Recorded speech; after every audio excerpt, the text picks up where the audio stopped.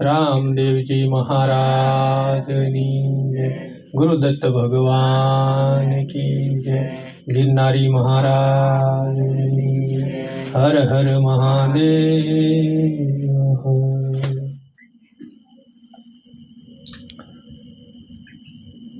ભક્ત માર્ગની અંદર આપણે જે જીવન ગુજારો કરીએ છીએ તેમાં સાર અને અસારનું જ્ઞાન હોવું જોઈએ પોતાને. ઘણા બધા સંતો એવી વાણી ગાઈ ગયા છે, એવા આત્માને ઓળખ્યા વિના રે ભવના ફેરા નહીં મટે, એવી ભ્રમણા ભાંગ્યા વિના લક્ષ ચોરાશી નહીં મટે. પછી એમાં કીધું કે એવા હંસલો ને બગલો બેઉ એક રંગના, પણ રંગે રૂપે બી એક છે, પણ એનો સારો એક જ નહીં. જો ભલે રૂપ રંગેથી હરખા હોય છે, એમાં મહાપુરુષો નો સારો અલગ છે. સારો અલગ છે એટલે ગમે ના નજર કરે ને એ હંમેશની માટે ગુણ લેતા હોય. મધમાખી જોવે તો મધમાખીમાંથી પણ ગુણ લે. મધમાખી ગમે એવા વૃક્ષ ઉપર બે, ગમે એવા પુષ્પ ઉપર બે. જો લીમડાના કોર ઉપર અત્યારે બે, આપણે લીમડાનો કોર પીએ એટલે આપણને કડવો લાગે, પણ મધમાખી એમાંથી સાર જે લેવાનો છે ને ગળપણનો એ લઈ લેતી હોય છે. એમ મહાપુરુષોનો એવો સિદ્ધાંત છે કે ગમે ના નજર કરે ને એમાંથી સાર એક લઈ લે. મહાત્મા ગાંધી થયા, આપણા દેશના રાષ્ટ્રપિતા. એના જીવન ચરિત્રમાંથી એવું મેં સાંભળ્યું છે કે ગાંધીજી બાપુને કોઈ એક પત્ર લખીને દીધો અને પત્રની અંદર ગાળ્યું લખેલી. એટલે ગાંધીજી બાપુના હાથમાં પત્ર ગયો એટલે એને વાંચી અને પછી ફેંકી દીધો. એટલે એમની હારે બીજા ભાઈઓ રહેતા હતા, મહાદેવભાઈ એમનું નામ હતું. એ દોડ્યા અને કીધું બાપુ એમાંથી ઉતારો કરવાનું બાકી છે, જે લેવાનું બાકી છે એ છે ને હારી હારી વસ્તુ લઈ લેતા હતા. એટલે ગાંધીજી, મહાત્મા ગાંધીજીએ કીધું એ કે મહાદેવભાઈ લીધા જેવું હતું મેં લઈ લીધું, બીજું ફેંકી દીધું. એ કે આ ટાંકણી એક જ લીધા જેવી હતી, એ પત્રને વીંટવા માટે ટાંકણી મારી હતી ને, એ કે ટાંકણી લીધા જેવી હતી, લઈ લીધી, બીજું ફેંકી દીધું, એમાં કઈ લેવા જેવું નથી. એમ મહાપુરુષોનો સંગ કરવો અને મહાપુરુષોનો સિદ્ધાંત એ છે. માનો કે હંસલો ને બગલો, એમાં તફાવત એટલો છે કે બગલો નકરો જીવનું મારણ કરી અને એનો રંગ ભલે સફેદ છે, ઉજળો રંગ છે, અને બેઠો હોય તો પોતે આમ સ્થિરતાથી એટલો બધો બેઠો હોય, પણ એનો સારો નથી. એમ આપણું જીવન પણ એવું હોય છે કે મારી ઘોડે ભેખ ધારણ કર્યું હોય છે, મોટા મોટા વાળ વધાર્યા હોય છે અને ઉપરથી ઉજળા હશું, પણ મનમાં ખોટા ડાઘ પડેલા હશે, મનથી મેલા હશું. ગંગા સતીમાં એ કીધું એમ, દોષને અવગુણ કોઈના જોવે નહીં ભાનભાઈ, જેને કહીએ હરિના દાસ. વિષ્ણુ જંતો એને કહીએ પીડ પરાયન જાણે, પર દુઃખે ઉપકાર કરે પણ મનમાં અભિમાન ન લાવે. જેનામાં જીવનની અંદર જેને દયાનો ભાવ છે, એમ આપણા જીવનની અંદર કદાચ આ વેશભૂષાથી ભક્તિ ન થાય અને જ્યાં પહોંચવાનું છે ત્યાં લગી પહોંચી ન શકાય. વેશભૂષાથી ભક્તિ થતી જ નથી. નકરા વેશભૂષા ધારણ કરીને આપણે મન ફાવે એમ આપણું જીવન ગુજારો કરવી તો જગત સ્વીકારે, પણ બાપુ જગદીશ્વર નો સ્વીકારે, ભગવાન નો સ્વીકારે. એટલે આપણે કદાચ ભક્ત થયા હોય તો ભક્તના લક્ષણો શું છે એ આપણને જ્ઞાન હોવું જોઈએ. આપણામાં સહનશીલતા હોવી જોઈએ, આપણા જીવનમાં ધ્યેય હોવો જોઈએ. ધ્યેય એટલે આપણને ખ્યાલ આવે ને કે એક ધ્યેય છે. નથી કહેતા માણસ કે એનો ભાઈ એક જ ધ્યેય છે, જ્યાં હાલ્યો જતો હોય એની સ્થિરતામાં હાલ્યો જતો હોય. એમ આપણે જો ભક્ત કહેવાતા હોય તો આપણા જીવનની અંદર એ તે ધ્યેય હોવો જોઈએ. ધ્યેય, ધારણા, સહનશીલતા, વૈરાગ્ય, પ્રેમ, દયાનો ભાવ.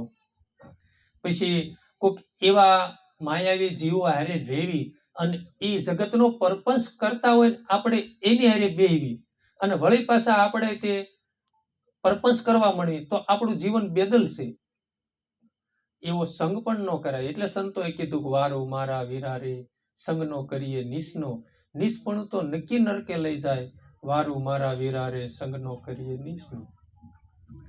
એવી વસ્તુનો સંગ ન કરવો, એવા માણસોનો પણ સંગ ન કરવો, એની માથે દયાનો ભાવ રાખવો, પણ આપણે મન એને દેવું નહીં. સંગ કરવો એટલે ખબર પડે ને આપણે કે મન ઈશ્વર સિવાય કોઈને દીધા જેવું હોય ને તો ભગવાનને દીધા જેવું મન છે. બાકી દુનિયામાં કોઈ એવી ચીજ નથી કે એને મન દેવું. જ્યાં મન દેશું ને તો ત્યાં દીધા જેવું નથી. એનું કારણ મેન છે કે આપણને દુઃખદાયક બને. જ્યાં આપણી મનની આસક્તિ બંધાણી, મિત્રને મન દીધું, શેઠને મન દીધું, કોઈ એવા નેતાને મન દીધું, કોઈ પણ મન દીધું એટલે આપણી આસક્તિ ના બંધાણી, ના મન આપણું ઠેરાણું. એટલે પછી એ લોકો પાસે આપણને કાંઈ પણ અપશબ્દ કે કદાચ આપણે જે સ્વાર્થ આપણામાં હોય ને આપણે જોઈ વસ્તુ પ્રાપ્ત ન થાય એટલે વળી પાછું દુઃખદાયક બન્યું, એટલે દુઃખદાયક પણ બને. એટલે સંતોએ કીધું દેવા જેવું હોય ને તો ગુરુને મન દેવું, દીધા જેવું હોય તો સંતોને મન દેવું. એની પ્રત્યે મનને લગામ વધારે રાખી. એટલે આપણે કહેવા એ સહી રહ્યા હતા કે રંગે રૂપે ભલે એક હોય, આપણે વેશભૂષાથી ભક્ત કહેવાતા હોય, પણ આપણા જીવનમાં જો ભક્તિના લક્ષણો ન હોય તો ભક્ત કહેવરાવું ને એ પણ દોષ છે, એ પણ કર્મ છે. આપણે કર્મને પૂર્ણ રીતે સમજી શકતા નથી. પૂર્ણ રીતે સમજી શકતા નથી ને એટલે ખોટા કર્મ કરી બેહી છે. આપણે રસ્તામાં આવતા ત્યારે ગાડીમાં પણ વાત થઈ હતી કે વેખરી વાણીનો શબ્દ સામે દીધો એને પણ વચન સંતોએ કીધું છે. એક અજંપા જાપશે એને પણ સંતોએ વચન કીધું છે. વચન વચન કી મેંડે વસને ભયો પ્રકાશ, વસન થકી સૌદ બ્રહ્માંડ ઋષ્યા. એ વસન કોક વિરલાની 5 કેક મહામંત્રનો અજંપા જાપનો વસ્તુ હોય છે, બધી હોતી નથી એમ. અને પછી જે વેખરી વાણી થાય છે એને પણ વસન સંતો કહે છે.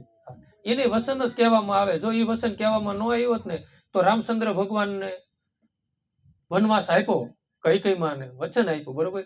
અને માતા પિતા દશરથના પાસે પિતા દશરથ પાસે માતા કઈકઈના 2 વચન બાકી હતા ને, અને માતા કઈકઈએ માંગ્યું 14 વર્ષનો વનવાસ ભગવાનને અને ભરતને ગાદી. એ વસન થકી રામચંદ્ર ભગવાનને, બરોબર. હરિચંદ્રને 1.25 મણ સોનું દેવાનું વચન વિશ્વામિત્રને કીધું હતું અને હરિ બજારે વેસાઈ ગયા અને એક ખેમડો મસાણી થઈ અને એ મસાણના અંદર એ પોતે રખોપું એનું એ કરતા હતા. મૂળ તો આ વસનથી નથી તે ને. તો આપણે શબ્દ દીધા પહેલા 100 વાર વિચાર કરવો અને શબ્દ દીધા પછી નિભાવવાની પોતાને તેવડ હોય ને તો જ દેવાય, નહીતર દેવાય નહીં. ભક્તિ ખાંડાની ધાર છે, એમ કઈ હાવ હેલી નથી. અને સંતોએ કીધું ભક્તિ કેરો માર્ગ રે ફૂલડા કેરી પાંખડી. એનો સુગે એનો સ્વાદ અનેરો હોય. ભક્તિ કેરો માર્ગ રે ફૂલડા કેરી પાંખડી. ઈ સંતોએ ફૂલડાની પાંખડી કીધી, કોઈ સંતોએ ખાંડાની ધાર જેવી કીધી. પણ ભાઈ ખાંડાની ધાર તો છે ને જીવનની અંદર રેણી અને સંયમ રાખો ને ઈ ખાંડાની ધાર છે. બોલ્યું એ નિભાવવું ઈ ખાંડાની ધાર છે.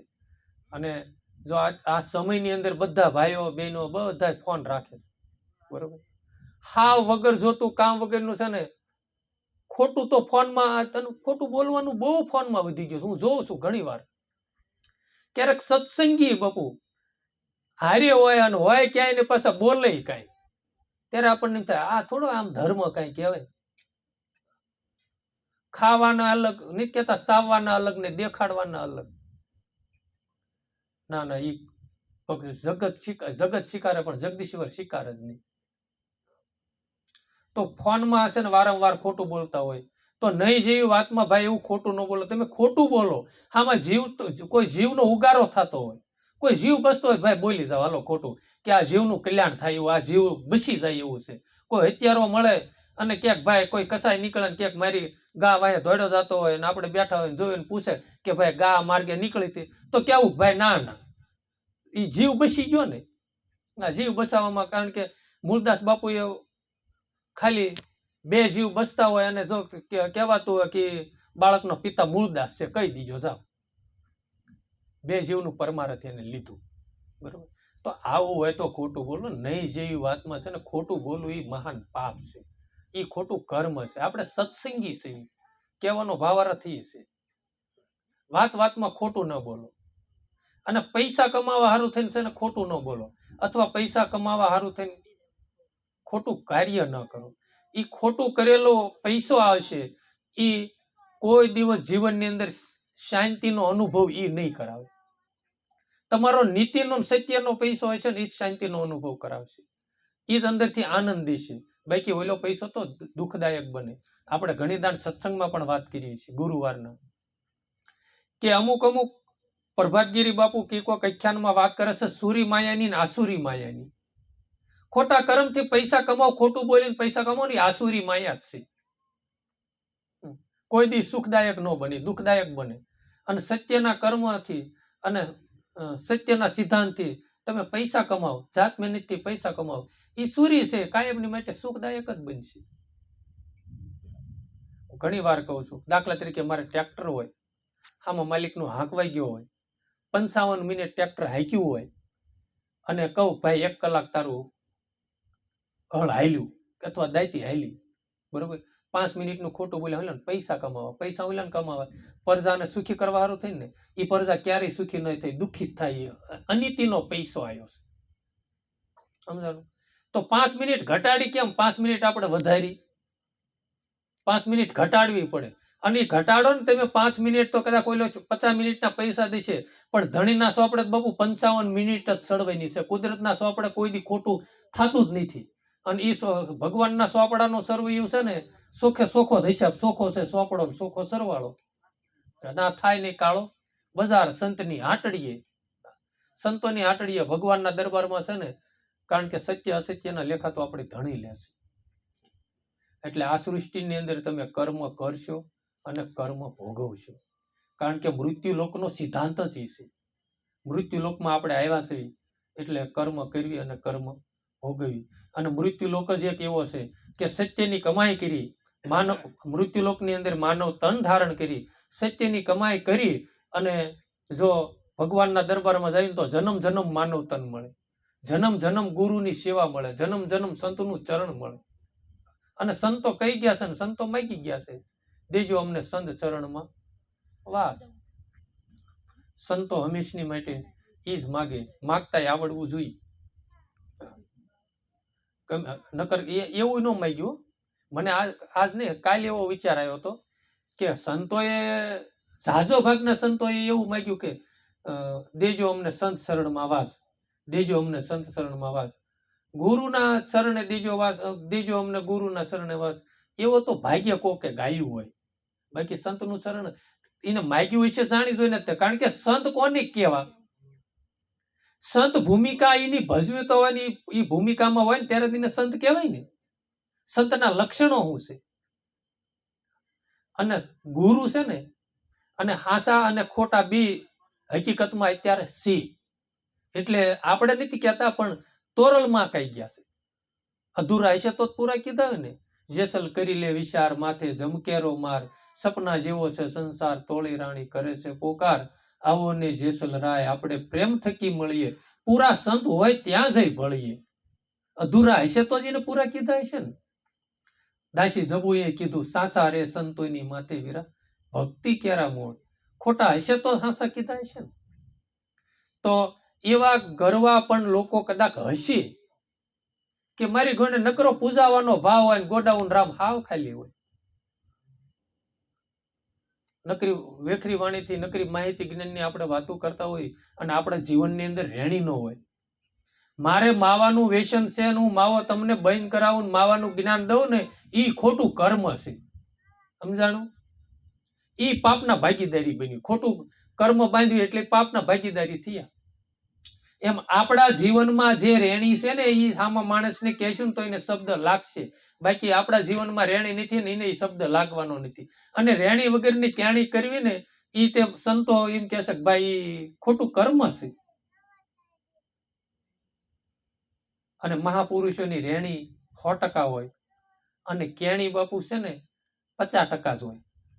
અને આપણું એવું છે રેણી 50% કરવી છે અને કેણી 100% કરવી છે. આ જો સંતોના લક્ષણ છે. પછી નરસિંહ મહેતા બાપુએ આખી વાણીમાં એની રચના કરી નાખી છે કે કોને સંતો કહેવા. પર દુખે ઉપકાર કરે પણ મનમાં અભિમાન ન લાવે, વિષ્ણુ જનતો એને કહીએ.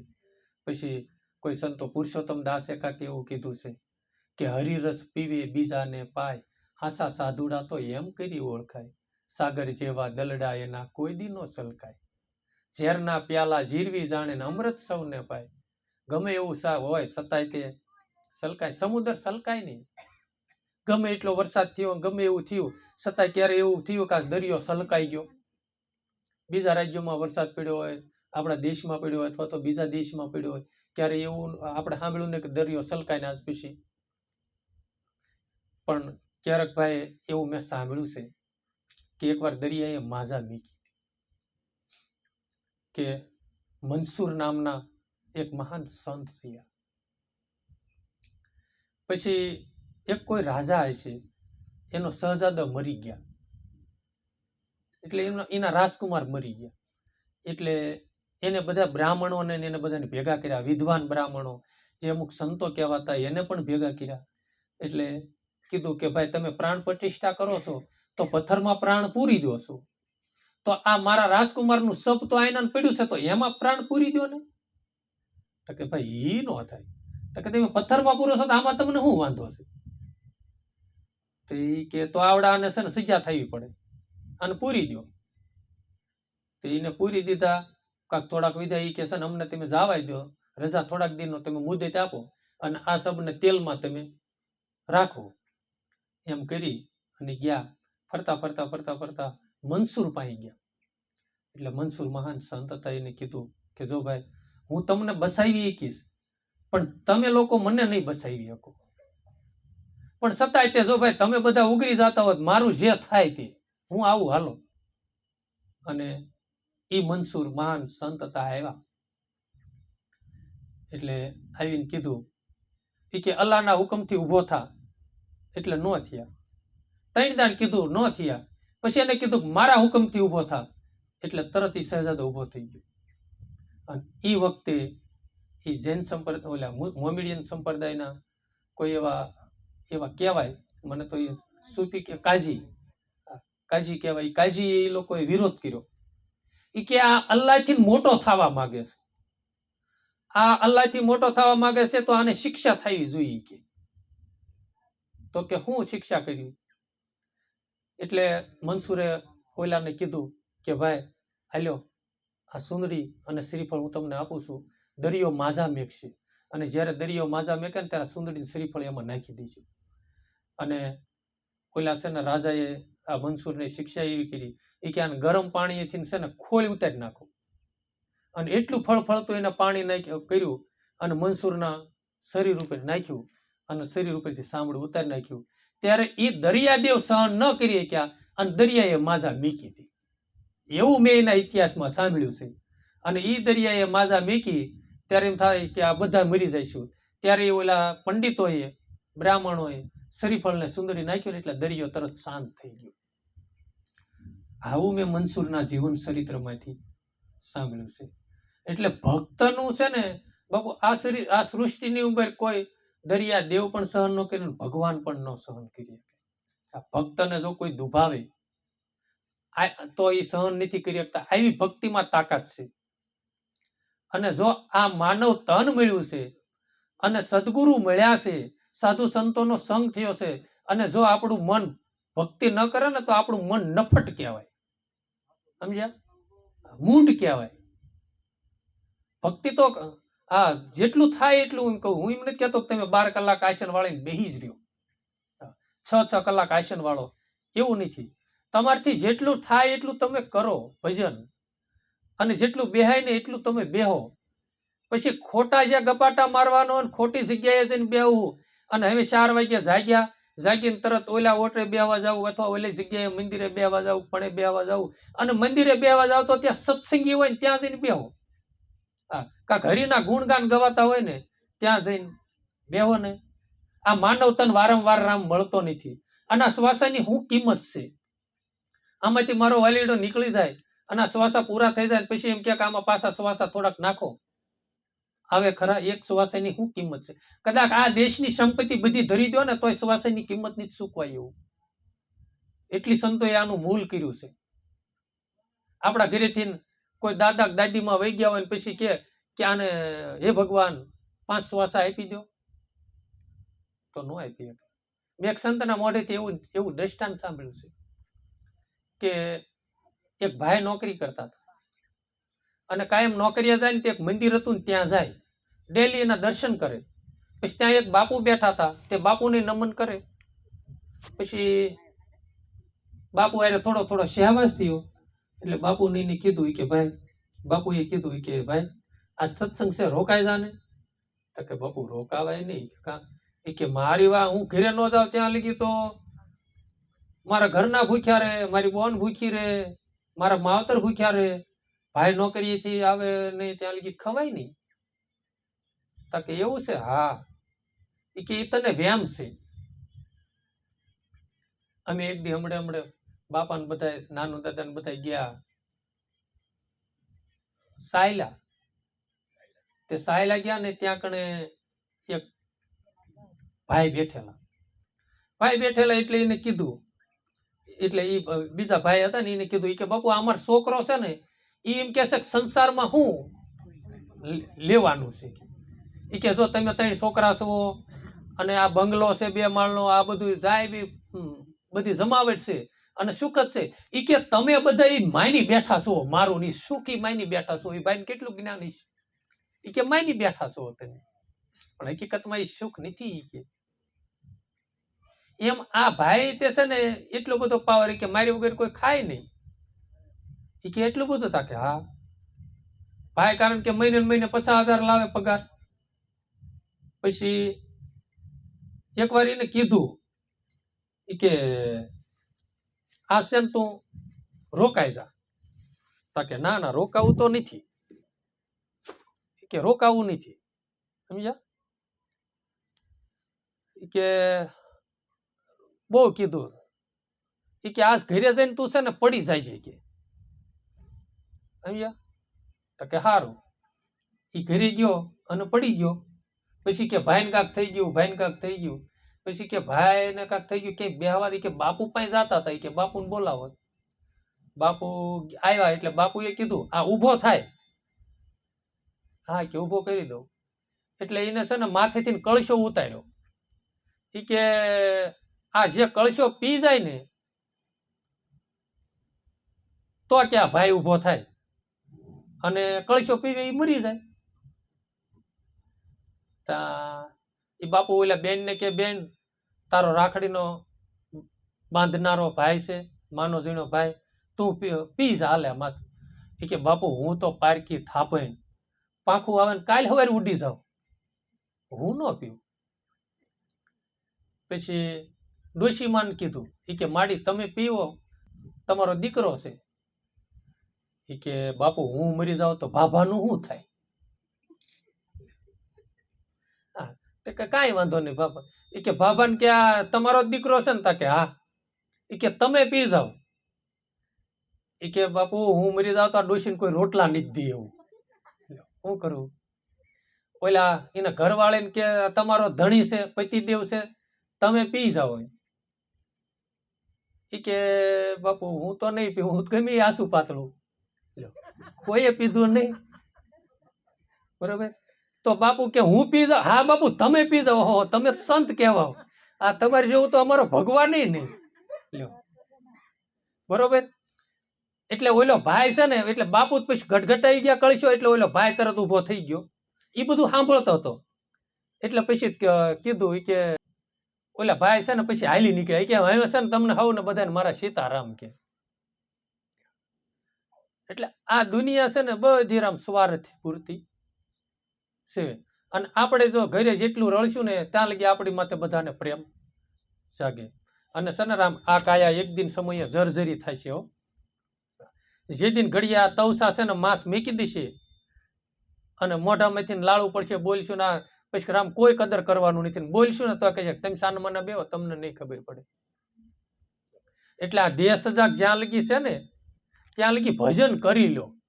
અને આ મૂળ આનું દેહનું કેવું છે એનું કોઈ થાય એવું જ નથી. પણ સંતોએ કીધું એમ જઠરા અગ્નિમાં ઝુકતે રાખ્યો 9 માસ નિર્ધાર, સ્તુતિ કીધી અલબેલાની બાર ધર્યા અવતાર મોયા માયામાં. કારણ કે ઈશ્વરની કૃપાથી આપણને પંચતત્વનો અસલો મળ્યો છે. અને જ્યારે માના ઉદરમાં હોય ત્યારે સાધુડાનું કહેવું એવું છે સંતોનું કે ઈશ્વર હારે કોલે બંધાણેલો છે. પ્રભુ એકવાર મને આમાંથી મુક્ત કર તો હું તારું ભજન કરીશ. પણ આ કણે બેઠા ઓલા બહાર પધાર્યા અને આપણને માયાનો પવન લાગ્યો. માયાનો પવન લાગ્યો એટલે આ મારું છે. મારું એવું શું લાગ્યું?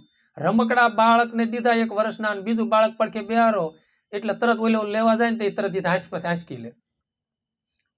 5 વર્ષનું થાય એટલે તરત મારું મારું મારું મારું, પછી ઠસો ઠસ અંદર ભરાઈ ગયું મારું અને તારું. અને ઈ પવન લાગ્યો અને નાખીને પછી આ મંજીભાઈના ડખા ચાલુ થયા. મારામાં ડખા ચાલુ થાય છે ને. હમણાં આપણે વાત કરી કે આ 4 વ્હીલ મારી કોઈ પણ વસ્તુ, અરે આ દેશનો, મારા દેશનો માણસ છે. વિદેશમાં ગયા હોય ને આપણે ઇન્ડિયનના માણસને કોઈ કે ઠપાટ મારી હોય તો એમ થાય મારા દેશનો માણસ છે. અત્યારે હમણાં કાંક મુસલમાન આતંકવાદી આપણે હિન્દુઓને બિચારાને એના આત્માને ભગવાન સદગતિ આપે એમ ગયા, બરોબર. તો આપણને દુઃખ થયું ને કે આપણા દેશના, આપણા હિન્દુ છે થયું ને એવું. એટલે આપણું માન્યું છે. આપણે બધામાં સર્વેશ્વર ઈશ્વર જોતા નથી. નહીતર છે દુઃખનું આવરણ મટી જાય. ભગવાન ઘટો ઘટમાં બિરાજે છે. આતમ તો અંતરમાં રહે, આદમ તો અંતરમાં રહે. પણ ભાઈ ભજન કરો તો ભેટે, સુરતા સુઘડને સમેટે, જેના ઘટમાં સાહેબ ભેટે. એ ઘટો ઘટમાં મારો ભગવાન બિરાજે છે, આત્મરામ બિરાજે છે એવું જ્ઞાન થાય વાતથી. પણ ભાઈ હાડો હાડ ઉતરે નહીં. ભજન કરો તો ઉતરે.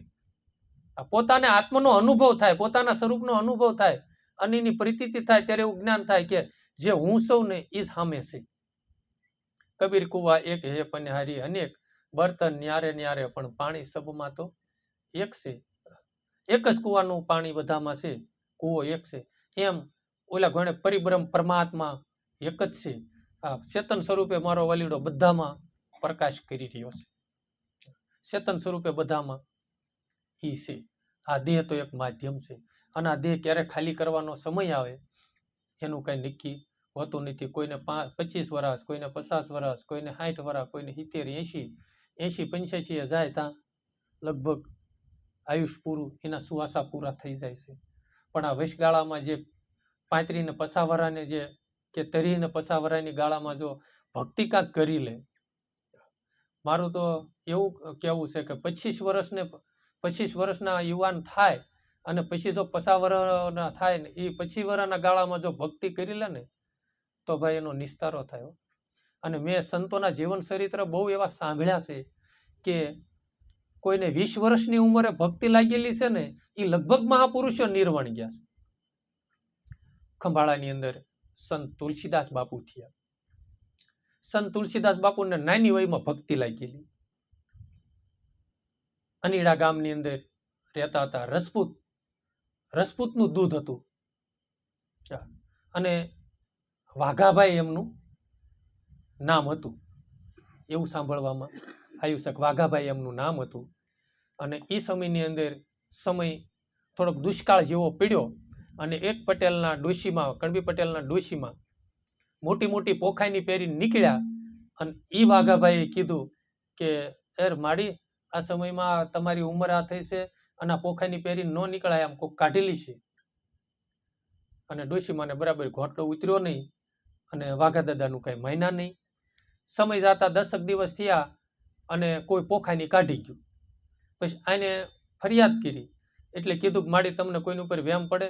એ કે રજપૂત છે, વાઘોભાઈ કરીને છે, એને મને 10 દિવસ પહેલા આમ કીધું હતું. અને એ વાઘાભાઈને બોલાવવામાં આવ્યા. વાઘાભાઈને બોલાવવામાં આવ્યા ને એને કાંઈક શિક્ષા થઈ હોય કે ન થઈ હોય એ તો બહુ ખ્યાલ નથી, ભગવાન જાણે. પણ એને પૂર્યા ખરા. પછી ચોર પકડાઈ ગયો પોખાઈનીનો, સુવાળિયા કોળી કોઈ હતા ભાઈ, અને એને પોખાઈની કાઢી લીધી. એટલે વાઘાભાઈને રવાના કર્યા. પણ છત્રીનું દૂધ હતું ને એટલે એના લોહીમાં ખુમારી હતી. એમ કે હું એક રજપૂતનો દીકરો અને આવું મારી માથે ખોટું આળ આવ્યું. અને એ ગામમાં પછી ગીર્યા નહીં. અને અનીડા ગામથી નહીંથી નીકળી ગયા. એક જ સંતાન હતું. એક સંતાન હતું ને ત્યાંથી નીકળી ગયા. અને પછી તો ફરતા ફરતા ફરતા ફરતા અહીંયા ખંભાળા ગામમાં તો ગમે ત્યારે આવતા હોય અને જો રામ બીજી ભાત પડી જાય. દાસી જીવણે કીધું હતું ને, જેને રામ ભજવાની રીતુ એને પૂર્વજન્મની પ્રીતુ, હે માવા તમે મારે મોલે આવજો, જોઈ જોઈને ઓરિયે જાતું બીબા વિના પડે નહીં, ભાતું એવી ભારજીલે વીતું, હે માવા તમે મારે મોલે આવજો. આ બીજી ભાત પડી જાય. વાઘાભાઈ રજપૂત મિટી અને બાપુ સંત તુલસીદાસ થયા, અને હજી સંત તુલસીદાસના ગુણગાન ગવાય છે. એવો મહાન અડીખમ સંત તુલસીદાસ બાપુ થયા. એક માને 2 સંતાન થયા, 2 આભને થોપ દેવા થયા, 2 હગા ભાઈઓ, સંત તુલસીદાસ બાપુ અને બીજા દુદા બાપુ, 2 ક્ષત્રિય થયા. અને હજી જો કે તુલસીદાસ બાપુનો જે સંતાન હતું એ અત્યારે ઢસા લગભગ સ્ટેશનમાં રહેશે, અને એ વૈશ્રામ બાપાના સેવક છે એવો મને ખબર છે. અને 2ના સંતાન વૈશ્રામ બાપુના જ સેવક પાછા બન્યા છે. અત્યારે હાંજનાવદર ગામની અંદર એ મહાન જેને રવજીભાઈની સેવા ગણાય છે આશ્રમની અંદર, એ રવજીભાઈ ત્યાં કણે એ નોંગા આપાએ એ જગ્યામાં દીકરો દઈ દીધો છે વિશ્રામ બાપુને સેવા કરવા. તે કે આ વિશ્રામ બાપુ કે ઓલા નોંગા આપા કે આ બાપુ હું તમને દીકરો આપી દઉં છું સેવામાં. દુદા બાપા, એ દુદા બાપાએ એ આપી દીધો. અને તુલસીદાસ બાપુનો તે દીકરા પાછા વિશ્રામ બાપાના સેવક બન્યા. આવા એટલે જો એ કુવામાં હતું તો અવેડામાં આવ્યું ને, મારું કહેવાનું ભાવાર્થ છે.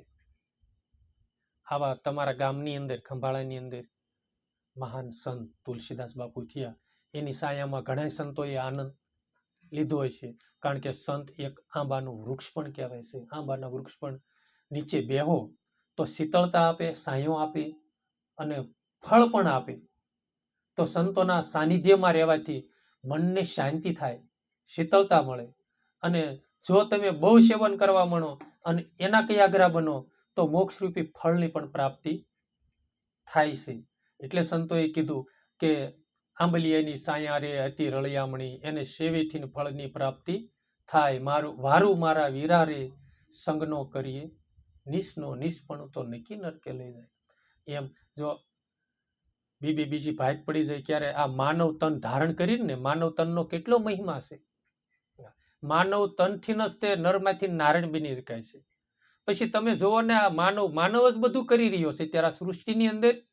વિજ્ઞાન કરે છે તો માનવ તન ને, પણ ઈશ્વરની કૃપા થકી હો. આ અત્યારે બધી બાજુ ફોક્સ થાય છે, લેપ થાય છે, આ માયક વાગે છે, એ બધું લાઇટથી વાગે છે. પણ મેન ટીસીનો પાવર આવે છે, સમજ્યા તમે? એમ માનવ ભલે બધું કરે, પણ પેલા જ્ઞાન ને પછી વિજ્ઞાન. અને જ્ઞાન કેના થકી થાય છે? અંદર બેઠો છે ને માલિક, એના થકી થાય છે. અને માલિક નીકળી જાય તો જ્ઞાન ન થાય, વિજ્ઞાન ન થાય. પાવર એનો છે. પણ એની અનુભૂતિ કરવી હોય તો શું કરવું પડે? તો ધ્યાન ધરી લો શૂન્યમાં તો ઝીણા ઝીણા વાજા વાગે, ગુરુજી મારા સતની વેલડીએ. એમ જો આ પાવર અત્યારે આવ્યો છે, ખુલ્લું દોરડું હાવ રાખો તો એ પાવર દેખાય કે આમાં પાવર ગયો છે? એમ પાવર દેખાય નહીં ને અડો ને તો અનુભૂતિ થાય ને. અડવી એટલે તરત ખબર પડે કે આમાં છે તો ખરો પાવર. એમ આતમ રામ એમ જ છે હો રામ. હા, એ છે ને અંદર તમે જુઓ ને તો એનો પ્રતિબિંબ પડે, એનો પ્રકાશ પડે, અને જેમ છે ને એની અનુભૂતિ થાય. બાકી વર્ણાયો જાય નહીં. ગોળ ખાઓ અથવા તો મધ ખાઓ તો મધ શાકો તો કેવું ગળ્યું છે? તો કે ભાઈ બહુ ગળ્યું છે. બહુ ગળ્યું તો ભાઈ એનું વર્ણન કરી દો તો કે વર્ણાયું જાય એવું નથી. તો અંદરનો પ્રેમ છે, અંદરનો ભાવ છે, આત્માની અનુભૂતિ છે. આ બધું છે ને અનુભવની વાતો રામ એવી છે. કોઈને કયા જેવી નથી. વાલીડે મારે મૂંગે સપનામાં મોજું માણી, એ સમજે પણ વધે નહીં વાણી. જ્ઞાનની વાતો છે સાણી, પણ એને જાણે કોઈ અનુભવી જ્ઞાની. આ તો જ્ઞાનની વાતો છે સાની. વાલીડો મારો મૂંગો સમસામાં વધે વાણી, પણ એની જ્ઞાનીએ કોઈ ગત એની જાણી. જ્ઞાનની વાતો છે. હા, મૂંગો હોય એ શાન કરે ને બધી, પણ એની ગત કોઈ સંત જાણે. એમ ભજનાનંદીની શાન છે ને ભજનાનંદી જાણે. ભજનાનંદીને તમારે પારખ હોય ને તો આપણે ભજનાનંદી બનવું જોઈએ.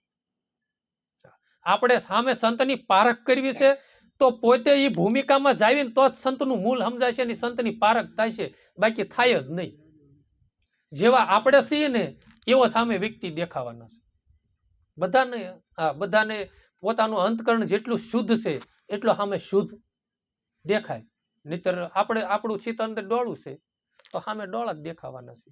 આપણા જીવનની અંદર ખોટા મળ પડ્યા છે તો સામે એ જ દેખાવાનું છે. અને કદાચ નહીં દેખાય ને આવા વેશભૂષા કદાચ બાળશે તો પછી ક્યારેક, કારણ કે સંતોની ગતિ તો બહુ ગહન છે. આ મૂળદાસ બાપુનું તો આપણે જીવન ચરિત્રમાંથી લઈએ તો મૂળદાસ બાપુએ તો પરમારથ કર્યો હતો, પણ સંતોની ગતિ તો બહુ ગહન છે. મૂળદાસ બાપુએ પુણ્ય જ કર્યું હતું ને, ખોટું આળ માથે લીધું, છતાં એની હારે રાજનીતિ બેહવા વાળા હતા એ ઓળખી ન શક્યા.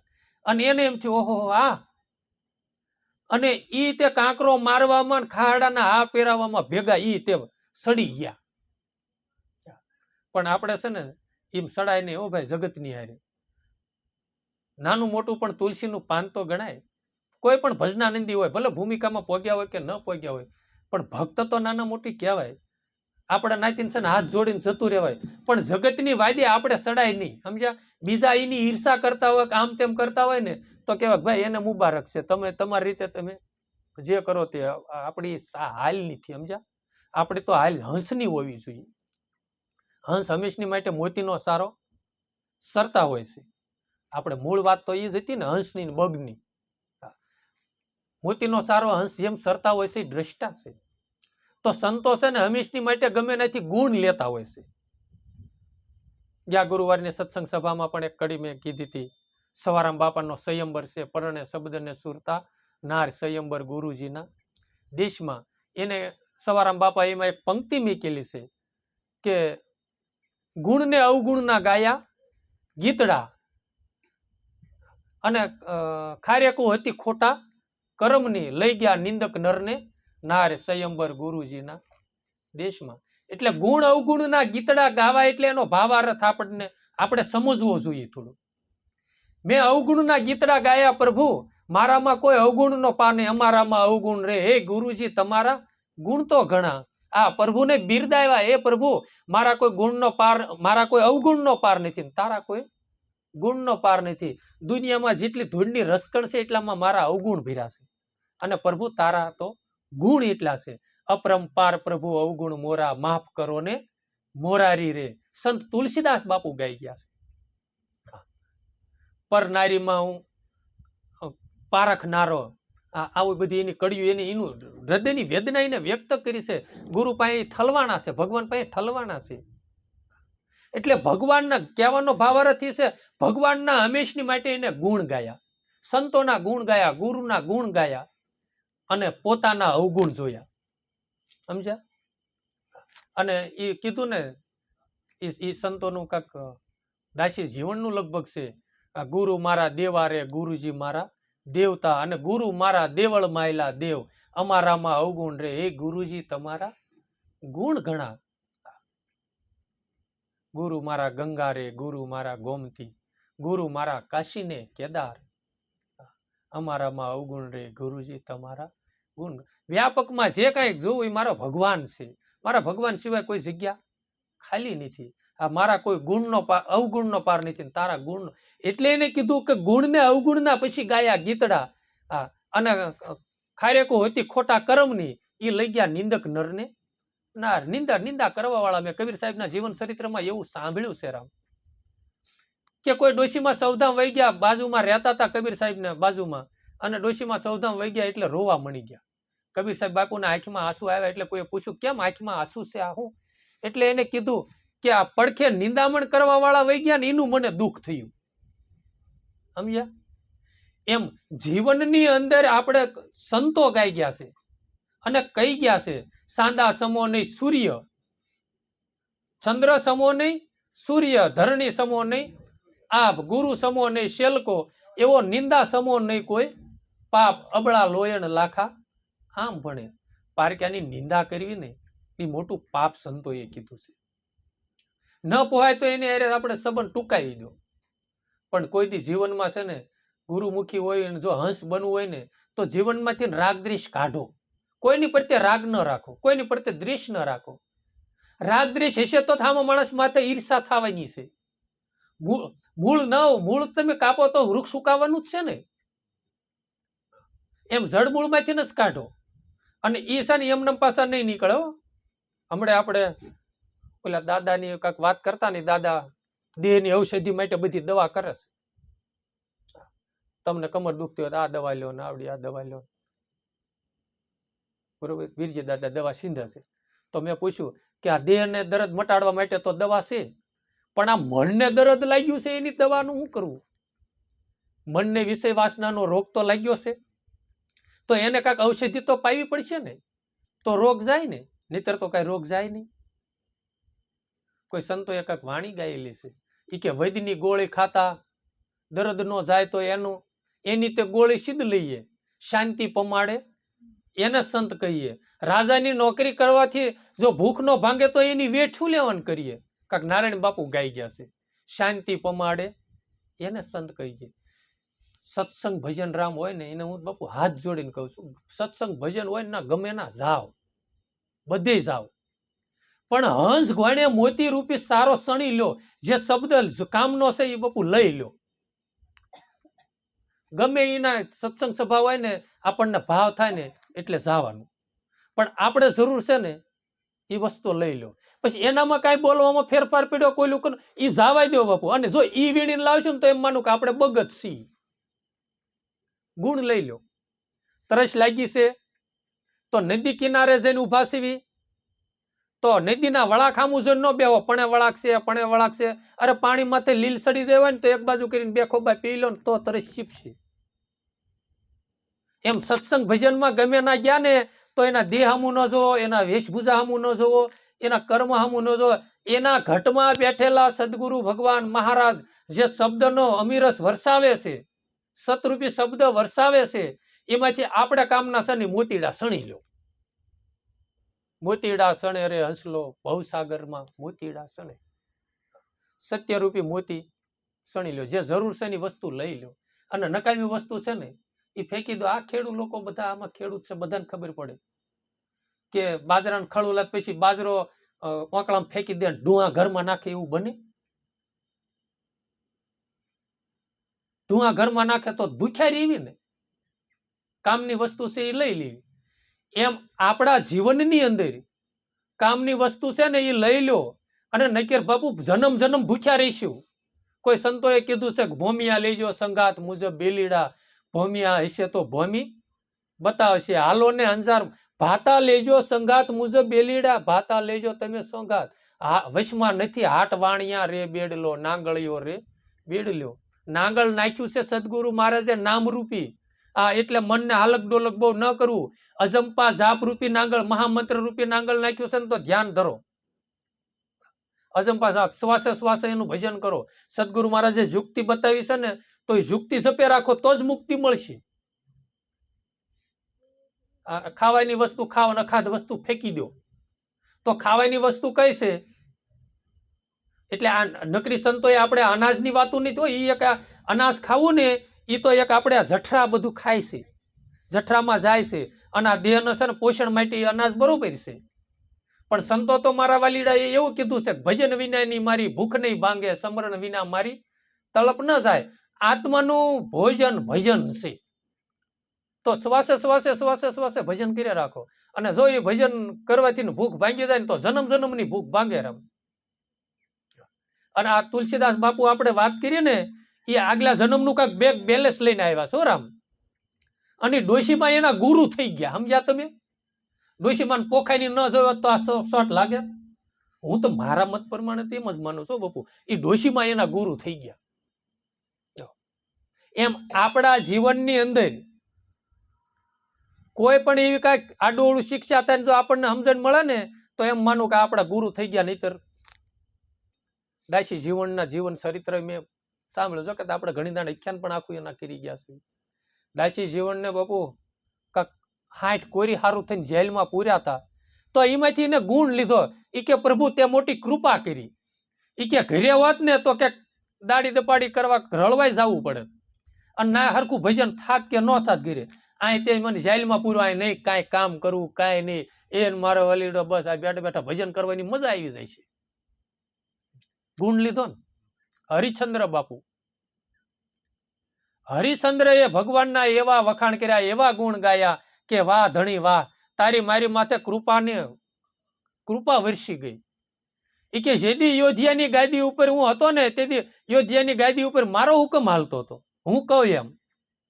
અને આ શમશાનની ગાદી ઉપર બેઠો એટલે આ શમશાનમાં હું રખેવાળી કરું છું તો મારો હુકમ પ્રમાણે હાલે છે, મારી રજા સિવાય કોઈ મળદું ન બાળી શકે. વાહ ભગવાન વાહ, તારી કૃપા છે. ગુણ ગાયન. અને આપણે મનજીભાઈ તરત ઢગલો થઈ જાય, ભગવાન તે તો ભારે કરી. ભગવાન કોઈ દી રામ ભારે કરતો જ નથી, ભારે આપણે જ કરીએ છીએ. આપ ઈ ભૂલ છે આપ ઈ બંધા પડે સ્વરાશી, માય રામ વિના સુખ સપને પોતાના રાંઢવે પોતે જ તે બંધાય છે. રામ વિના સુખ સપના કોઈ દી હોય જ નહીં. સુખની પ્રાપ્તિ કરવી છે તો સંતોએ તો આપણને શું માર્ગદર્શન દીધું કે ભાઈ સુખની અનુભૂતિ કરવી હોય, સુખને શાંતિની અનુભૂતિ કરવી હોય ભાઈ ભજન કર, રામ નામની માળા કરી. ભગવાનની માળા સિવાય કોઈ દી સેટિંગ થાય એવું નથી. પણ આપણું તો કેવું છે કે પાણા ફેરવા પણ માળા નથી ફેરવી. આખો દી ઈ કરવું છે પણ માળા કોણ જાણે 2 કલાક બેહવામાં કેટલો કંટાળો સડે છે. 2 કલાક બસ આમને બેહી નથી શકતો, નકર ના ક્યાં આપણે એટલું બધું કામ છે. અમુક ભાઈઓ બહેનો કપા વીણવા જતા હોય તો આખો દી કપા વીણી વીણી થાકી જતા હોય અને ઘરે આવીને થાક્યા પાક્યા સુઈ જાય. અહીં એનથી છે ને 5% તે ભજનમાં બેહવાનો ઠાકોડો ન લાગે ને સામુકથી ધ્યાન લાગે ને તો ગમે એવો ઠાકોડો હોય ને આખો દીનો નહીં, 1 મહિનાનો ઠાકોડો હોય તો એ ઘડીકમાં ઉતારી નાખે. પણ ભજન લગાડવું એ મહત્વનું છે, ભજન કરવું ને એ મહત્વનું છે, પણ એથી શ્રેષ્ઠ ભજન લાગવું નહીં મહત્વનું છે. બેઠા ખરા પણ આપણે છે ને ઓલું નથી કોઈક ભાભાનું દ્રષ્ટાંત દેતા, એ કે દાદાને કોહ તૂટી ગયો પછી વાહમાં દીધો હંધાવા, દીકરાને એવું ઘેર્યા હતા અને કોઈ બીજા સત્સંગી આવ્યા એટલે પૂછ્યું એ કે દાદા છે ઘેરે? તાકે દાદા ક્યાંય ગયા હશે એમ. તે દાદા બધું સાંભળે પણ માળા કરતા એટલે કઈ બોલાય જ નહીં. એટલે પછી માળા પૂરી થઈ જાય ને ત્યારે કીધું એ કે તમે બહુ બોલતા બોલતા સડી ગયા છો ને કે હું અહીં માળા ફેરવતો હતો ને તમને ખબર નથી. એ કે બાપુજી તમે બેઠા જ તા ના કણે, બાકી મંજીભાઈ જ ના હતા, ઓલો કો હાંધો છે કે નહીં હાંધ્યો હોય, હાંધ્યો છે કે નહીં હાંધ્યો હોય. તાકે એ વાત તમારી બરોબર. એમ ભજનમાં બેહવું એ જો કે મહત્વનું બેહજો પાછા, પણ મહત્વનું એ છે કે સંકલ્પ વિકલ્પ લય થવાની આ ધ્યાન લાગવું ને એ મહત્વનું છે. સમજ્યા? તો ધ્યાન જલ્દી કેમ લાગે? જેટલું દિવસે સ્મરણ કરે જાઓ ને અને ખોટા વિચારો ન કરો, ખોટા. અને મંજીભાઈને છે ને બહુ આડાવાળા ન હોય, જેટલી સુરતાને અંતર્મુખ રાખો ને એટલી સાંજે ભજનમાં બેહવાની મજા આવશે. બાકી મંજીભાઈ મન ફેક્ટરું દિવસે વાત કરતા, મન ફેક્ટરું ઘડીએ ખાલી રહેતું નથી માલ વગરનું. ઘડીએ ન રહે, હીરા ગહતા હોય એને ખબર, હીરા ગહતા જતા હોય વિચાર કરતા જતા હોય. પછી દવા છાંટવાનું ચાલુ હોય ખેડૂ ને તો વિચાર તો ચાલુ જ હોય. તો અંતર્મુખ વિચાર કરો કે આ દેહ શું, એ દેહમાં હું રહેવા વાળો છું. આપણે એમ કે દેહ મને મળ્યો છે તો દેહ આપણને મળ્યો છે, દેહ તો આપણે છીએ નહીં. આપણને દાખલા તરીકે ફોન મળ્યો છે, એમ કેવી કે આ મારો ફોન છે, ફોન મને મળ્યો, તો ફોન તો આપણે નથી. તો આ દેહ ઈશ્વરની કૃપાથી મળ્યો છે તો દેહ તો આપણે છીએ નહીં. મારો હાથ દુખે છે, મારું પગ દુખે છે, મને પેટમાં દુખે છે, મારું આંતર દુખે છે, મને હૃદયમાં દુખે, તો મને કહેવા વાળો તો માલકોર બેઠો હોય છે ને. તો હું દેહ તો કોઈ દિવસ દેહ કરીને સવ જ નહીં. મન, આપણું મન છે બધી ભમે રાખે છે, મન પરિવર્તનશીલ થાય છે. તો શેને લઈને? એ મારે લઈને મારો પ્રકાશ એમાં પડે, બુદ્ધિમાં મારો પ્રકાશ પડે છે, અંતકરણમાં મારો પ્રકાશ પડે છે. મારે હય નહીં બધું છે, મારું આમાં અસ્તિત્વ વયું જાય. આત્મામાં કોઈ જાતનું પરિવર્તનશીલ આત્મો હોતો નથી. આત્મો જેમ છે ને એમ જ છે. દેહ પરિવર્તનશીલ થાય છે. દેહ 5 વર્ષનું બાળક હોય બરોબર, એટલે પરિવર્તન થયું ને, પેલા 6 મહિનાનું વાહાનું પછી વર્ષનું. આપણે ત્યાં જોવો ને 40 45 વર્ષ પરિવર્તન થયું ને, વાળ કાળા ધોળા થઈ ગયા, આ તવસા ગઢી થવા મળી, એ બધું. પણ આત્મામાં કાંઈ ફેરફાર થયો? કાંઈ ફેરફાર થતો. દેહ પરિવર્તનશીલ થાય છે. પછી મનમાં પરિવર્તન થાય છે. મનમાં પરિવર્તન શું થાય છે? ઘડીક સુખ આવે, ઘડીક દુઃખ આવે. સુખ દુઃખનું આવરણ કયું છે? મંજીભાઈ જેમાં આસક્ત વિષયોમાં છે, એની વસ્તુની પ્રાપ્તિ ન થાય એટલે સુખ દુઃખનું આવરણ પ્રાપ્ત થાય એટલે ઘડીકમાં ફૂલાય અને વયું જાય તો વળી પાછું દુઃખદાયક બને છે. એમાં બધામાં પરિવર્તન થાય છે, પણ આત્મામાં કોઈ દી એ આપણું અસલ સ્વરૂપ હોય છે. તો એ ઘરે જવા માટે એમાં છે ને, આપણે દાખલા તરીકે છોકરાને નિશાળે ભણવા મોકલવી છે, શું લેવાનું? અભ્યાસ માટે. એને કક્કો આવડે, બારખડી આવડે, હોય એકડા આવડે અને પૂરો અભ્યાસ કરે તો એ શિક્ષક બને. તો આપણે તે છે ને સત્સંગ શાળામાં જવું, ગુરુને શરણે જવું, શું લેવાનું? અભ્યાસ કરવા સારું થઈને, આત્માની અનુભૂતિ કરવા સારું થઈને, અંદરનો અભ્યાસ કરવા સારું થઈને. હા, અને અમીરસ અંદર જરે છે, પ્રેમનું પ્રાગટ્ય અંદરથી થાય છે. આ બધો અભ્યાસ કરવા માટે અને શાંતિનો અનુભવ કરવા માટે અને હંમેશની માટે સુખની પ્રાપ્તિ કરવા માટે કોઈ સંતનું ચરણ લઈ અને ભજન લેવા કરવા માટે થઈને બધી આપણે અભ્યાસ. એમાં ઓલા આપણે નિશાળે મૂકવી છીએ શિક્ષક પાસે, એ એક ગુરુ જ છે. શ્રીમદ ભાગવતની અંદર 7 પ્રકારના ગુરુનું વર્ણન કર્યું છે. એમ આ ગુરુને, સદગુરુને શરણે જઈ અજંપા જાપ લઈ અને જે આપણને વસ્તુ દે ને એનો અભ્યાસ પૂરો કરવો. સંતોએ કીધું, નુરત સુરતની સાધના કોઈ પ્રેમીજન એને પાવે, અંધારું મટે એની આંખનું તો એની નૂર નજરૂમાં આવે, જીવન જીવને જ્યાં રાખીએ વાગે અનદ તુરા, ઝીલમિલ જોતું જળ હળન વરસે નિર્મળ નૂરા. આ ભીમ સાહેબનો સંદેશો છે, દાસી જીવનને લખીને દીધો છે.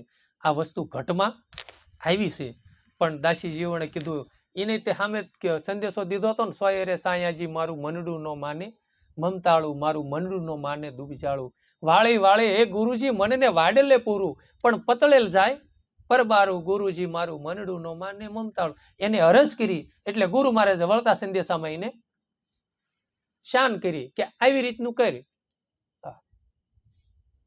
ગંગા જમના ને સરસ્વતી વસે ત્રિવેણીને ઘાટે.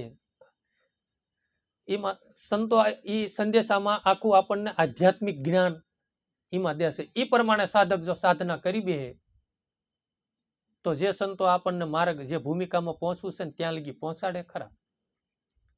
સંતો બાપુ એક જનેતાની રૂપમાં છે.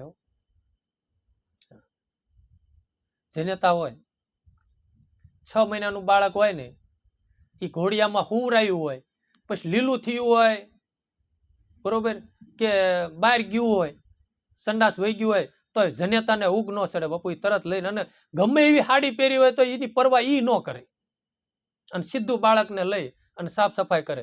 અને બાપને એટલું બધું ને એવો બાપ તરત હામુક થઈને કે લે લે તારું જમવા બેઠો ને બરોબર થાય ને. પણ માં ઈ માં છે.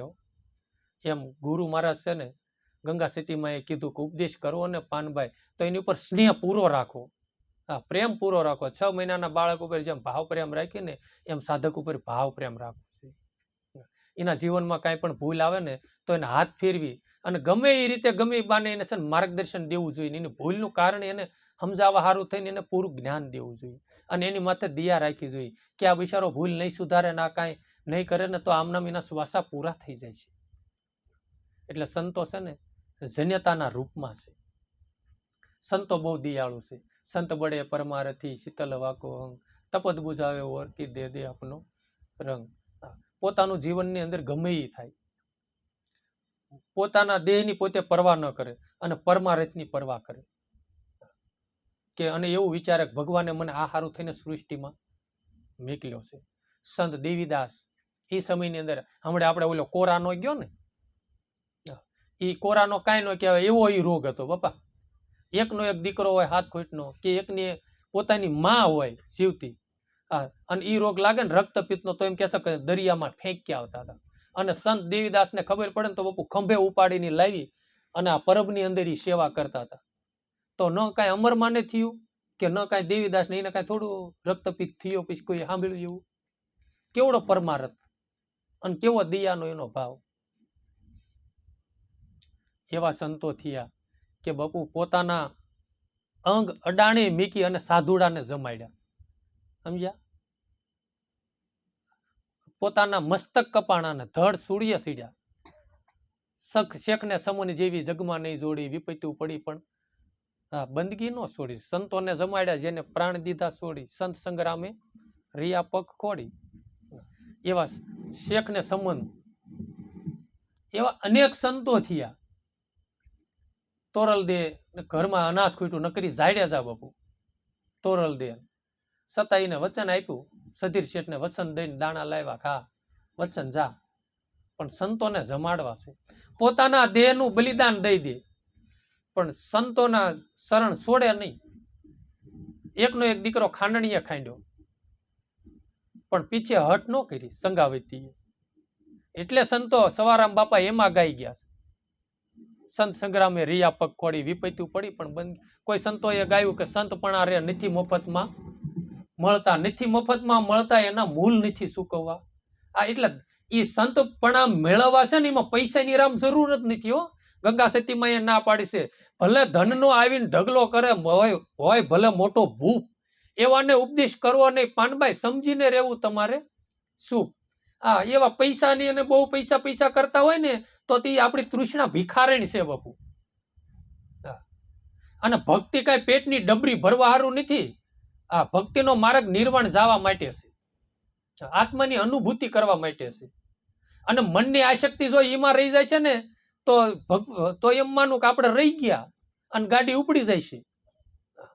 ટિકિટ ભલે ફડાવી હોય પણ ગાડી ઉપડી જાય રહી જાય તો કાંઈ સામે પગવા ન સેવી. એમ મનની આસક્તિ જો એમાં રહી જાય છે ને અને એવા ખણખણિયા ગણવામાં રહી જઈશું ને તો ગાડી ઉપડી જાય છે, શ્વાસા પૂરા થઈ જાય છે. અને એ તો ખણખણિયાની તો પ્રાલબ્ધને કર્મ રેખાએ વધઘટ થવાની છે અને એ જન્મ મળશે. પણ ભક્તિ જો એકવાર કરી લે ને તો એ તો આપણે વૈશ્રામ બાપા ઘણી દાણ કે પૈસાની તો 80 છે, એનો નિષેધ નથી. હું એવો કહેવા જાઉં છું, આર્થિક જીવન જીવવા માટે બરોબર છે, સમજ્યા? પૈસા પણ એટલું બધું પૈસા કરીને રાત ને દી જીવનમાં વણાવવું ન જોઈએ, સમજ્યા? અને પછી જો એ છેલ્લે વણાય છે ને અને છેલ્લા શ્વાસા સુધી રાત ને દી વણાય છે ને તો પછી તો કઈ નિર્વાણ તો કઈ જવાના નથી, 84માં જ જવાના છે. પછી સંતોએ કીધું છે ભેળી કરીને ભોંય દાટી, પછી ભોરિંગ થઈને સર્જ્યા, આ પછી માથે મણિધર થઈને બે અને યારું આયુષ્ય એમ કે છે હજારો વર્ષો હોય. આપણને ખબર નથી પણ સંતોના મુખથી સાંભળ્યું છે કે હજારો વર્ષો સુધી હોય. રામ ભજી લે પ્રાણિયા, રામ ભજાઈ પાર પોછા સૌદે લોકે જાણ્યા, એની કડી છે. પણ ખાધી પીધીને ખૂબ ખર્ચી પણ દિલમાં ડાગનો આણિયા. જનક વિધિ જેવા એવાના બધાને ભજનમાં નામ એને નાખ્યા છે. આ લોકોને કોઈને ડાગ ન લાગ્યા, ભલે રિયા રજવાડામાં પણ એને એ હાડો ઉતર્યું નહીં. ભલે સંસારમાં રહ્યો, ગ્રસ્તીની અંદર રહ્યો, જ્યાં ફરજ આવે છે ને ત્યાં કણે ફરજ પાડો. પછી આપણે દીકરાને વ્યવહાર જોવા ગયા, પછી ના ગયા એટલે સમય સંજોગ પૂરતી તમે વાતું કરો, વાતું સાંભળો અને પછી ખોટો જગતનો પરપંચ થવા માંડે ને. ઓલો આવી જાય એમ જ હતો પણ ઓલા મત નો દીધા ને મારા હાળે એટલે આટલા મતે તૂટ્યો. આ આવતું હોય ને ના કણે છે ને મનોમન છે ને ભક્તિ ગીંજાનો લાડવો છે. રામ જયારે ખાવો હોય ત્યારે ખાઈ શકાય, ભૂખ લાગે ત્યારે. એ વખતે છે ને સાનમાના બેહી જાવ, અજંપા જાપ ચાલુ કરી દો અને અજંપા જાપમાં સુરતા હોય છે ને તો ઓલી વસ્તુ અંદર પ્રવેશ નહીં કરે, નહીતર ઈ કાંઈ નહીં કરે ને તો ઓલી વસ્તુ અંદર પ્રવેશ કરશે, સમજ્યા તમે? એટલે જે વસ્તુ લેવાની છે ને એ લઈ લો અને ઓલી વસ્તુ કાંઈ કામની નથી, એને જાવાય દો. પછી આપણે એવું જો જીવન સત્સંગીનું હોવું જ ન જોઈએ કે ઘોડી હોય ઓલી પવન હોય એને કોઈ ઘોડી માંડવી. ઘણી દાણું એવું સાંભળું છું કે બાપા પછી છે ને આપણે તો ઘોડી હોય જીન કોઈ પવન હોય ને કોઈ ઘોડી માંડી દીધી. અરે ભાઈ મૂર્ખા સીવી આપણે. એ હું બીજાની ઈર્ષા કરે આપણે તે ઈર્ષા કરવા માંડવીની કોક નહીં અને હાસું ખોટું કરતા શું આપણે બીજું નીચે કરાય જ નહીં. ઓરામ પવન હોય ને કોઈ દી ઘોડી મંડાય જ નહીં. આપણે આપણો રસ્તો પકડી લેવાનો અને એનો રસ્તો, એ બિચારા એનું એવું કર્મ લઈને આવ્યા હોય અને ભગવાન પાસે પ્રાર્થના કર્યું હે ભગવાન આને બિચારાને સારા વિચાર આપ, જેથી કરીને આ કાંક તારું નામ સમરણ કરે. નકર આમને આમ જગતનો પરપંચ કરવામાં રહેશે તો કાલે સવારે શ્વાસા એના ખૂટી જાય છે અને આયુષ પૂરું થઈ જાય છે. એની માથે આપણે દિયાનો ભાવ રાખીને આપણા મોટા ધણીને મોટા ધણીની ફેરવો માળા છોડી દો જગતના શાળા, ઝીણા માયલા ઝીણા મારા ગુરુજી છે પરવાળા, ગુરુજી કહો અમે ભજન કેમ કરીએ, અંતર્યામી મળ્યા રે હા ગુરુજી ભજન કહો ને કેમ કરીએ. એ કે લેવાય તો રામ નેમ લેજો ને દેવાય તો ટુકડો દેજો, હીરો પીડ્યો છે મેદાનમાં લેવાય તો લઈ લેજો, ગુરુજી કહો ભાઈ હા દેવાય તો ટુકડો દેજો. હા, અને આ મોટા ધણીની માળા છે, મોટો ધણી તો આપણો ભગવાન છે, સિદ્ધિર શેઠ તો ઈ છે, કારણ કે આખા સૃષ્ટિનું સર્જન વિસર્જન કરવા વાળો ઈ છે. એટલે એવા મહાપુરુષોના સંગમાં રહી અને હું કહું છું જાજો ભાગ છે ને સંતોનો સંગ છોડશો નહીં, ભજનાનંદીનો સંગ ન છોડવો. આપણને ખબર પડે કે આપણી કરતા વધારે ભજન કરે છે અને આપણી કરતા આના જીવનમાં કાંઈક રેણી છે, આના જીવનમાં કાંઈક સંયમ છે, ક્યાણી ઓછી છે ને રેણી ભરપૂર છે, એવાનો સંગ છે ને ગમે એવો શબ્દ આપણને વઢવાના કહી દે ને તોય મેકતા નહીં હો ભાઈ. હા, મેકાય નહીં નકર ખૂટનો ધંધો થાય. સંતો આપણને માર્ગદર્શન દઈ ગયા છે અને દાસી જીવનને છે ને એના ગુરુ ભાઈ કલ્યાણદાસ થઈ ગયા, ઘોઘાવદરમાં થયા. જીવન ભગત ને કલ્યાણદાસ બે એક ગામમાં થયા, બે ગુરુભાઈ. અને એ વખતે છે ને એને રંગ લાગ્યો નહીં દાસી જીવનને, ત્યારે એને ઠપકો દીધો. એ કે ગુરુજીના વસન તમે હૃદય ધરો, ફરો શું વાંજણીઓની જેવા, હોયની વાતો તમે સાંભળી તોય રહ્યા એવા ને એવા. એ કે ગુરુજી કર્યા પણ ગરજ નથી, ગરજ વગર તમને જ્ઞાન ક્યાંથી આવે જીવન. આ વાણી છે આખી. એ કે ભક્તિ વગરનો નર ભૂત જેવો છે, એ હામો મળ્યો નહીં હારો, ધીક ધીક એની જન્યતાનો જાયો જીવન, નાહક કે નૂર ગુમાયો. ભક્તિ વગરનો નર પાવૈયો છે, એ નરમાય નહીં નારીમાય નહીં. કે ભક્તિ આપણામાં નથી ને, આપણી જીવનમાં રેણી નથી, આપણું સંયમ નથી ને, તો એની જેવું છે. અને આપણને કોઈ તોય તે જો કલ્યાણ સાહેબ એનો સંગ નો છોડ્યો, ઓલા જીવન ભગત કલ્યાણ સાહેબ નો સંગ નો છોડ્યો. અને ઉલટાનું કીધું કે કલ્યાણ ભાઈ બાપ ઓલા ખૂણામાં કુવાડો પડ્યો ને એને હરખો કરી નાખ્યું, શાન કરીને. અને આપણને જો એનામાં અવગુણ દેખાય છે ને તો આપણને શબ્દ લાગશે નહીં. અને 1 મહિનો નહીં 100 મહિના સુધી તો આપણને ભૂત જેવા કીધા હોય, પાવૈયા જેવા કીધા હોય ને, તો 100 મહિનાથી નારે સીતારામ કરતા બંધ થઈ જાય. અને ઉલટાના ગુરુ મહારાજ પાસે અરજ કરવી કે બાપા મને આમ કહી ગયો, એને મારા નકરા અવગુણ જ દેખાય છે, મારા 99 અવગુણ દેખાય છે ને એક જ ગુણ દેખાય છે. અને નહીં ફરજ અરજ કરવાની ગુરુને આપણે કરવા મળીશું. પણ એમ કહેવાય કે બાપુ કૃપા કર્યો, મારામાં આ અવગુણ ભર્યા હતા અને આવી ભૂલ હતી ને, આ તમારી કૃપા દ્રષ્ટિથી ને એમાં તમે ઉગાવો કર્યો ને મને ઠપકો દીધો. હા, તે મારા જીવનમાં વળ્યા પરિવર્તન થોડુંક આવ્યું. એ આપણા જીવનમાં ગુણદાયક છે, સમજ્યા? હા, એવા ગુણ લેવા, બીજાના ગુણ જોવા અને પોતાનો અવગુણ જોવો, એ ગુરુમુખીનો સિદ્ધાંત છે, સાધકોના એ સિદ્ધાંત છે. તો આપણે ભક્ત કહેવાય, નહીતર ભક્ત ન કહેવાય.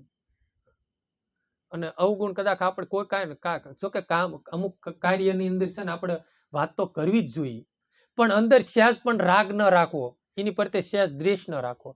દાખલા તરીકે હરણાકશની આપણે વાત કરવી, પ્રહલાદ ભક્તની વાત કરવી, તો ભક્તની વાત કરવી તો એમાં હરણાકશની વાત તો આવવાની જ છે, વિભીષણની વાત કરવી તો રાવણની વાત આવવાની જ છે. તો એની પ્રત્યે આપણને રાવણ પ્રત્યે કાંઈ રાગદ્વેષ કે ઈર્ષા ન થાય, પણ વાત કરવા પૂરતું જ છે ને. એટલે જીવનની અંદર સારા ગુણો નું પ્રદાન કરવું અને હંમેશની માટે હંસ જેવું જીવન જીવવું, બગલા જેવું જીવન ક્યારેય ન જીવવું. આપણે હેડિંગની વાત એ હતી કે હંસનો આહાર શું હોય અને બગનો આહાર શું હોય છે. એ ભલે રંગ બેયનો એક હોય છે પણ જીવન બેયનું એક હોતું નથી. એમ ભજનાનંદી અને મહંતમાં સંતમાં જમીન આસમાનનો ફેર છે. જગ્યાધારી મહંત હોય ને એ બધા વહીવટ કરતા હોય, રામ લાવો મેકવો જગ્યાની બધું દેખરેખ પધરામણી બધું જાવું બધું કરતો હોય, પણ સંત છે ને એ સંત જ તે વખત અને એ વસ્તુને છે ને ઓલો ત્યાગ કરતા હોય છે. હમણાં મેં વિશ્રામ બાપા પાસે એવી કાંઈક વાત સાંભળી હતી, કોઈક સંતને કાંઈક રાજકોટમાં કાંઈક છે, હાલમાં લગભગ છે એ સંતો, અહીંયા કણે કોઈક 4 વ્હીલ બાપુ લાખો રૂપિયાની 4 વ્હીલ મેકી ગયા. એ કે બાપુ આ તે બાપાએ શું કીધું, એ કે આ 20 લાખની ગાડી છે બાપુ તમારે. એ કે ભાઈ આ હું ભંગારનો ડેલો છે કે ઉપાડ તારી મોટર. ભંગારનો ડેલો એ કે આ કણે એની જરૂર નથી, અહીંયા ગાયું છે. હા, રામધણવાળા બાપુ એ કે આ ગાયું છે, તને બહુ એવો સેવાનો ભાવ હોય તો એક ખટારો નીણ નાખી જા ને કે લ્યો બોલો. આવો બાપુ ક્યાંક જ મળે હો. આ નકર તો કે 20 લાખની ગાડી વાંધો નહીં, વીકી જાને ફરવા થઈ છે. સમજ્યા? એટલે આ વસ્તુ છે ને રામ, ભલે મીઠી લાગતી હોય ને લાગે એને મુબારક છે રામ, પણ સંસારી કા ટુકડા બાપા કેમ, સંસારી કા ટુકડા ને લાંબા લાંબા દાંત, ભજન ન કરે ને તો આતર ફાડીને કાઢે બહાર. એ આ છે ને આપણને આ હરજીભાઈ આ જમાડ્યા, આ આપણને કદાચ 2 રૂપિયા દક્ષિણા 5 રૂપિયા દક્ષિણા દીધી ને કાંઈ, અને આપણે છે ને એને ભોજન કરાવ્યું ને તો આપણે બ્રહ્મ ભોજન કરાવવું ને એ આપણો ધર્મ છે. એનામાં ઠસોઠસ રેડવું ને એ આપણી ફરજ છે. પછી દક્ષિણા એવું થયું ને એ પ્રમાણે આપણે ધ્યાન કરવું પડે ને કાંઈક ભજન કરવું પડે. અને આ ગોડાઉનમાં માલ હોય ને તો એને આ પગલાને એવું પડાયું ને તો એનું કાંઈક બિચારાનું કલ્યાણ થાય અને ભગવાનને કાંઈક રાજી થાય. નહીતર કદાચ આ લોકો બિચારા આપણને બાપુ બાપુ કરીને બધા સ્વીકારે પણ ધણી નો સ્વીકારે. સમજ્યા? અને ભોગવવું પડે ભાઈ, એ આપણે ભોગવવું પડે. કર્મનો કોથળો ખંભે લઈને જ જવાનું. આ સૃષ્ટિની અંદર કોઈ માણસ એમ કહે છે ને કે મૃત્યુ લોકમાં આવ્યા ને ખાલી હાથે આવ્યા ને ખાલી હાથે જવાના, પણ એ તો ભૌતિક સંપત્તિ કાંઈ હારે નથી લાવ્યા અને હારે લઈ પણ જવાના નથી, પણ કર્મનો પોટલો ત્રામ હારે લઈને આવ્યા છે ને હારે લઈને જ જવાનું છે. હા, સત્કર્મ અને અસત્કર્મનો પોટલો લઈને જ આવ્યા છે ને લઈને જ પાછું જવાનું છે. એટલે કર્મ સિદ્ધાંત બહુ બનજો. વારંવાર હું કર્મ સિદ્ધાંત ઉપર વાત કરું છું, કારણ કે મને છે ને પ્રિય થોડુંક લાગે છે ને થોડુંક અંદર ઉતર્યું છે. હા, કર્મ સિદ્ધાંત ઉપર હું એમાં બહુ વાત કરું છું કે પોતે પોતાના જીવનમાં પહેલા રેણી રાખવી, આચરણ રાખવું અને પછી બીજાને કહેવું. એ પોતાની રેણી રાખવી, બધી ઇન્દ્રિયો ઉપર કાબુ રાખવા, જીવનની અંદર સંયમ રાખવા અને ભજન જેટલું થાય ને એટલું આરામ કરવી. આ કણ સત્સંગ પૂરો કરી. સતગુરુ દેવ